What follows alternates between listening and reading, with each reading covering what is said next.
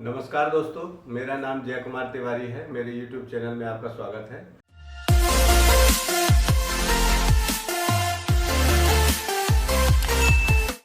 दोस्तों, मैं आज बात कर रहा हूं अयोध्या मास्टर प्लान 2031 के बारे में। जैसा कि आपको मालूम है कि इस समय अयोध्या में प्रॉपर्टी के रेट्स बहुत बढ़े हुए हैं।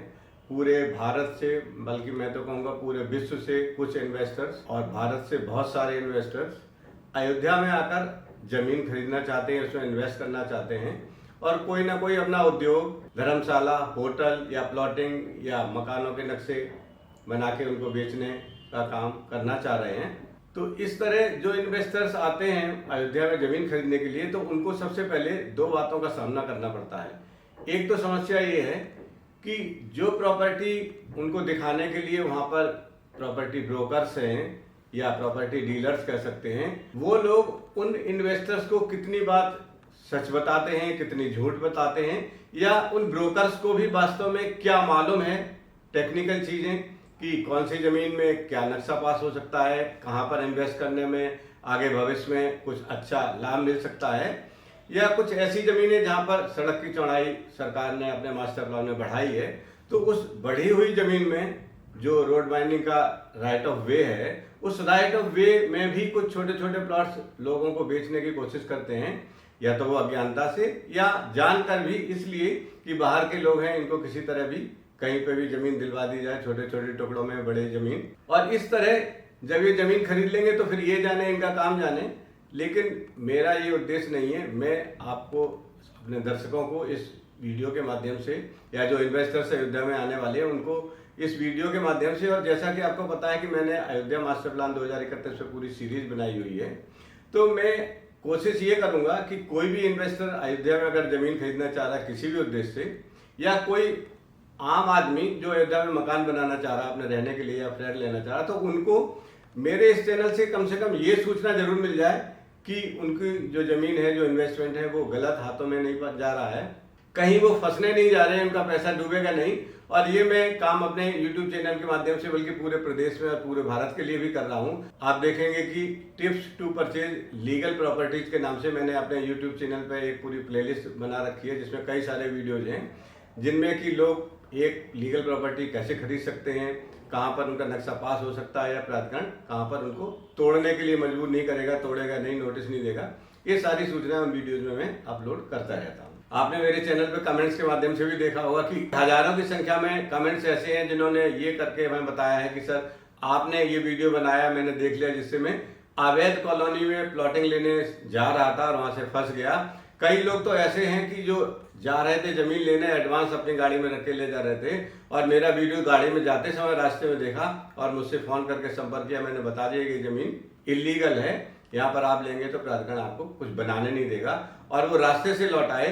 कुछ लोगों ने अपने एडवांसेस दिए हुए वापस कर लिए। तो मेरा उद्देश्य आपको डराना बिल्कुल भी नहीं है, ये कहना नहीं कि आप जमीन ना लें, लेकिन कम से कम ऐसे लोगों के हाथों ना फंस जाएं जो जमीन के बारे में कुछ जानते नहीं है, मास्टर प्लान के बारे में कुछ जानते नहीं, या लैंड यूज के बारे में कुछ जानते नहीं है, सिर्फ अपना कमीशन लेने के चक्कर में, आपको कहीं भी जमीन भेड़ने के चक्कर में रहते, कहीं भी जमीन दिलाने के चक्कर में रहते। ऐसे लोगों से आप सावधान रहें और सावधानी के साथ ऐसे इन्वेस्टमेंट में जाएं जहां पर आपके पैसे का पूरा उपयोग हो सके। इसी उद्देश्य से मैं अपने चैनल को मैंने इसी उद्देश्य से बनाया है। रिटायरमेंट के बाद से आपको पता है कि मैं department of housing and urban planning, government of Uttar Pradesh से रिटायर्ड असिस्टेंट इंजीनियर हूँ।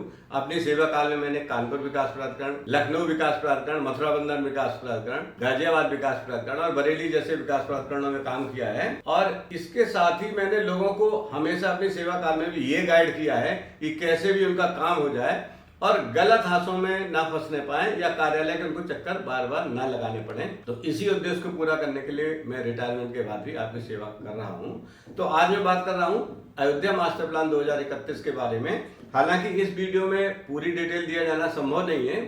इसके लिए आप चाहें तो अयोध्या मास्टर प्लान 2031 डिजिटल रूप से इंटरनेट पर उपलब्ध है, आप सर्च करके उसको डाउनलोड करके अपने लिए उसको रख सकते हैं और उसमें डिटेल्स आप समझ सकते हैं। मैं यहाँ पर कुछ प्रमुख बिंदुओं पर आपसे बात करूंगा। देखिए, ये अयोध्या मास्टर प्लान 2031 आपको अपने स्क्रीन पर दिख रहा होगा। इसमें प्रमुख रूप से आवासीय भूपयोग के अंतर्गत आवासीय और निर्मित क्षेत्र है, जो पीले रंग से दर्शाया गया है, ये सारा आवासीय है।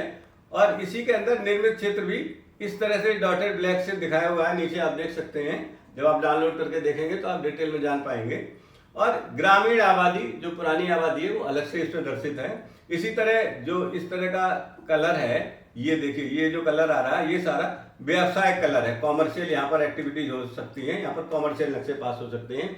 लेकिन आपको ये भी देखना है कि आपके प्लॉट के सामने जो रोड जा रही, उस रोड की चौड़ाई मास्टर प्लान में कितनी है। हो सकती है मौके पर कम हो, लेकिन जब मास्टर प्लान की चौड़ाई उसमें एप्लीकेबल है तो वहां पर रोड वाइडनिंग की जाएगी राइट ऑफ वे के अंतर्गत, सड़क की मार्गाधिकार जो चौड़ाई है उसके अंतर्गत। जब रोड चौड़ी की जाएगी तो आपका ऐसा ना हो कि रोड की चौड़ाई में ही प्लॉट आ जाए और आप फंस जाओ, तो ये आपको ध्यान रखना है। इसी तरह ये जो बैंगनी सा कलर है, ये इंडस्ट्रियल दिख रहा है, आप देख रहे हैं यहाँ पर ये इंडस्ट्रियल कलर दिख रहा है, यहाँ पर औद्योगिक गतिविधियां की जाएंगी। ये मिश्रित भूपयोग के अंतर्गत एक्टिविटीज है वो दिखाई गई। यहाँ पर ये मिश्रित भूपयोग है। मिश्रित का मतलब आप एक ही प्लॉट पर ऑफिस भी, कॉमर्शियल भी, रेजिडेंशियल भी क्रियाएं अनुबंध करा सकते हैं। इसी तरह ये जो येलो, डार्क येलो है, इसको हम कार्यालय लैंड यूज में रखते हैं। जैसे देख सकते हैं यहाँ पर एक कार्यालय लैंड यूज है। इसके बाद सार्वजनिक एवं अर्ध सार्वजनिक सुविधाएं, जो ग्रीन कलर है, ये आप देख सकते हैं यहाँ पर सार्वजनिक और अर्ध सार्वजनिक सुविधाओं के लैंड यूज अनुबंध किए गए हैं। इसके बाद ऐतिहासिक स्थान जो ग्रीन से दिख रहा है, ये ऐतिहासिक स्थान है, प्राचीन जो हमारे हिस्टोरिकल प्लेसेस हैं पुराने समय से, और ये एक रेड से क्रॉस किया हुआ है, ये सब हमारे धार्मिक स्थल हैं। इन धार्मिक स्थलों को भी आप देख सकते हैं अपने मास्टर प्लान में। और फिर ये ग्रीन मनोरंजन, मेला स्थल एवं उपवन है, और ये हरित पट्टिका या ग्रीन बेल्ट है। जैसे आप देख सकते हैं यहाँ पर एक ग्रीन बेल्ट लगाई हुई है हाईवेज के किनारे। यहाँ पर आप कोई भी प्रयोग नहीं कर सकते, किसी तरह का निर्माण नहीं कर सकते हैं। तो आपको बच के रहना है कि हाईवे के नजदीक आपको कोई हाईवे का लालच दिखा के कि हाईवे में बहुत सारी एक्टिविटीज होने वाली हैं, आपको ग्रीन बेल्ट के अंदर जमीन बेच सकता है, इसमें आप फंस सकते हैं। आपको ध्यान ये रखना है। अगर हम बात करें यातायात एवं परिवहन की, तो ये डॉटेड ब्लैक से ये 14 कोसी परिक्रमा दिखाई गई है, वर्तमान रोड्स दिखाए गए हैं, प्रस्तावित मार्ग दिखाए गए हैं, रेल लाइन दिखाई गई, बस अड्डा दिखाए गए हैं, रेलवे की भूमि दिखाई गई है, रेलवे स्टेशन दिखाया गया है। अगर हम बात करें तो हमारे पास ये अयोध्या कैंट रेलवे स्टेशन है, जिसको अब अयोध्या धाम रेलवे स्टेशन का नाम मिल गया है, जिसका उद्घाटन माननीय प्रधानमंत्री जी ने कुछ समय पहले किया था। इसी तरह ये एयरपोर्ट बेल्ट है, यहाँ पर माननीय प्रधानमंत्री जी ने अंतर्राष्ट्रीय हवाई अड्डे का उद्घाटन पिछले दिनों किया था। और अगर प्रमुख स्थलों में बात करें तो ये हमारा देवकाली, ये भारत माता चौराहा है, ये देवकाली बाईपास रोड है। और रोड्स की बात करें तो ये लखनऊ रोड है, इधर से लखनऊ जा रहे हैं और लखनऊ के अंदर ऐसे आते हुए ये रोड घूम के ये गोरखपुर के लिए जा रही है। ये गोंडा की रोड है, ये सरयू रिवर है, और ये जो हमारी डॉटेड लाइन है, ये आउटर ब्लैक से डॉटेड लाइन चल रही है। ये पूरा हमारा अयोध्या मास्टर प्लान 2031 का बाउंड्री दिखाई गई है। ये अयोध्या मास्टर प्लान 2031 की बाउंड्री इस समय पार्ट 1 के रूप में है, जो यहाँ से घूम के इस तरह जा रही है सरयू नदी के इसी तरफ, और पार्ट 2 का मास्टर प्लान जिसमें 343 गांव जिला गोंडा और बस्ती के शामिल किए गए हैं, वो सरयू नदी के दूसरी तरफ हैं, इस नदी के दूसरी तरफ, और इनका मास्टर प्लान अभी अंडर प्रिपरेशन है। हो सकता है कुछ महीनों में वो मास्टर प्लान भी आपके सामने आ सकता है। और यहाँ पर इसमें 2031 महायोजना के अंतर्गत जो ये भू उपयोग है, इन्हीं का एक छोटा सा चार्ट दिया हुआ है कि इसमें प्रस्तावित भू उपयोग महायोजना 2031 में सार्वजनिक एवं अर्धसार्वजनिक सुविधाएं, आवासीय निर्मित क्षेत्र, आवासीय निर्मित क्षेत्र, धार्मिक, आवासीय, सार्वजनिक एवं अर्धसार्वजनिक सुविधाएं, पार्क एवं खुले क्षेत्र, आवासीय, आवासीय, आवासीय, आवासीय, आवासीय, आवासीय एवं आवासीय निर्मित क्षेत्र और आवासीय निर्मित क्षेत्र रखे गए हैं, जो कि 2001 की महायोजना में जो थे उनमें थोड़ा चेंज करके रखा गया, ये यहाँ पे दर्शाया गया है। तो मेरा उद्देश्य इस वीडियो में यही दिखाना था कि आप किसी भी तरह कोई भी लैंड अगर लेना चाहते हैं इन्वेस्टमेंट के लिए, तो आपको ये जरूर सुनिश्चित कर लेना चाहिए कि उस लैंड यूज में हमारे मास्टर प्लान 2031 के अंदर क्या नक्शा पास हो सकता है। अगर नक्शा पास नहीं हो पाएगा तो आपके लिए वो जमीन लेना बेकार है, फिर आप उसमें कुछ कर नहीं पाएंगे और आपका पैसा डूब सकता है। ये आपको सावधानी रखनी है। मेरे पास हर दिन कम से कम 3 से 4-5 फोन ऐसे आते हैं जो पूछते हैं कि सर यहाँ पर हम जमीन खरीदना चाह रहे हैं, आप हमें कुछ कंसल्ट कर दें, कुछ सुझाव दे दें। और मैं उनकी मास्टर प्लान के अनुसार विकास प्राधिकरण से पता करके अपनी जानकारी से, अपने अनुभव से उनकी मदद करता रहता हूं। उनको ये बताता रहता हूं कि अगर यहाँ आप जमीन खरीदेंगे तो आपका नक्शा पास होगा या नहीं होगा, यहाँ जमीन खरीदेंगे तो क्या रिस्क हो सकता है। ताकि लोगों की मैं मदद कर पाऊं, ये मेरा उद्देश्य है। इस सूचना के साथ ये वीडियो यहीं समाप्त होता है। अगले वीडियो में किसी महत्वपूर्ण बिंदु पर फिर आपसे चर्चा करेंगे। नमस्कार।